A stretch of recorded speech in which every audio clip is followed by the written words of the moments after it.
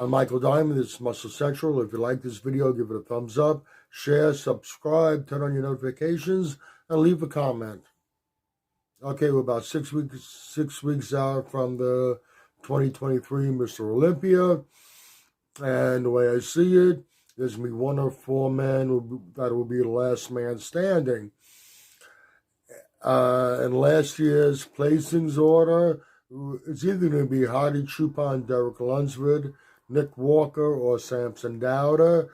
For one of them not to be the top 4, one of them is gonna have to make some drastic mistakes just before contest. Somebody's gonna have to go drastically wrong, and they blow it as far as the physique, or somebody's gonna have to come out of left field, shock us, surprise us, come out of nowhere, something we never saw coming, and bump one of them out. And I think either scenario, either case is very unlikely. So we're going to have one of those 4 men as the last man standing. Hadi Choopan, the current champion, he's going to be very, very difficult to beat.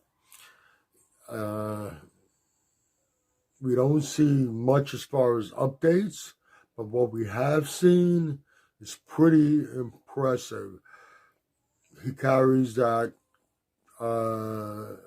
typical Hadi Choopan year-round conditioning, and you can see this added size with the conditioning that he brings, and he always brings conditioning under any and all circumstances, no matter how adverse they might be.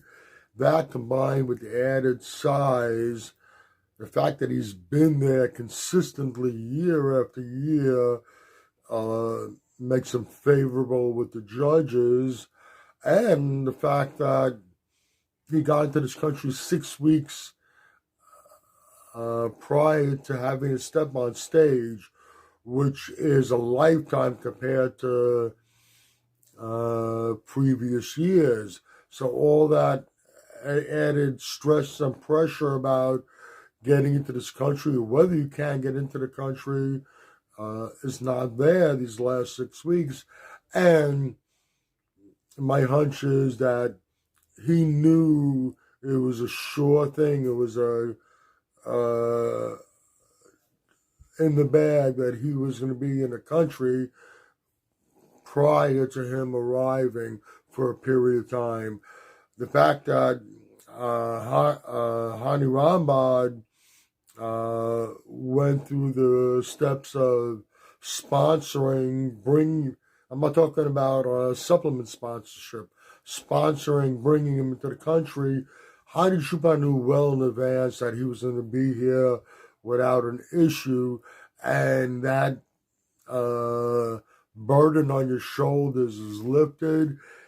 He's going to be extremely difficult to beat. Not impossible, but very, very difficult. Derek Lunsford. My choice to place as well as he did last year. Some people argue that he could have beaten Hadi, but other people argued that he could have lost to Nick. I think this is not a knock on Derek. I'm not trying to take anything away from him. He brought a tremendous physique, but I think what also could have worked a little bit in his favor was the shock and awe. The previous year, these judges saw him on the stage as a 212 competitor, and he won the 212 title. Now, all of a sudden, we see him not only on the stage, on the open stage, open Olympia stage, we see him looking like he does belong. And it got the shock and awe effect, and that could have helped him to some degree. Like I said, some people are debating whether he could have beaten Hadi or not, whether they could have switched places, and others debating whether him and Nick Walker could have switched places. Between the two of them, I would say my money would be right now on Nick Walker. Yes, Derek has made improvements. We see improvements in his physique from last year. Nick makes continual improvements year after year. He brings that freak factor with him, along with conditioning, and he's not just he carries a lot of muscle, slabs of muscle, but he's not there's monstrosity of muscle like a Marcus Rule that just had muscle slapped all over the body. And Nick doesn't have the greatest structure, but how he's put on the muscle and the ability to keep a really, really tight waist gives him something special. He brings the freak factor, maybe not the type of aesthetics that Derek Lunsford brings, but he does have some aesthetics, the conditioning, and in my opinion, where Derek edged out Nick last year, I really don't see the same thing happening again this year. Now, where does that leave us with Samson Dauda? It's a tough one because some would say that Samson Dauda should definitely be ahead of Nick Walker. After all, the most recent show, the Arnold Classic, Samson Dauda edged out Nick Walker. That doesn't mean anything.